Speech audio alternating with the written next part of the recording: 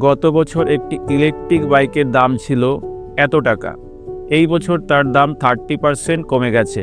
এই বছর ইলেকট্রিক বাইকের দাম কত? দেখো, গত বছর ছিল এত টাকা, এই বছর 30% কমে গেছে।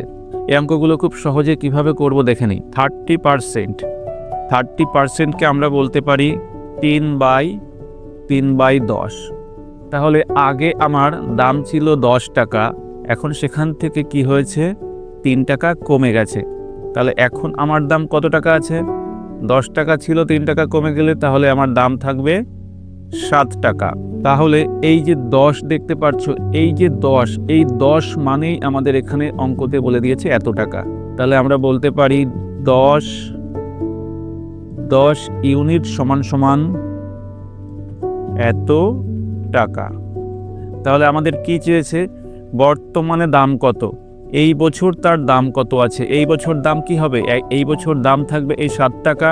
তাহলে 7 টাকার মান চেয়েছে, তাহলে 7 ইউনিটের মান চেয়েছে। এই 7 ইউনিট সমান সমান কত হবে?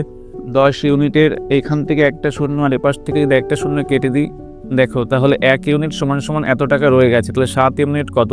তাহলে 7-এর সাথে এটাকে গুণ করে দেবো। 7-এর সাথে দেখো গুণ করলে 0.0578 এত টাকা আমাদের দাম হয়ে যাবে।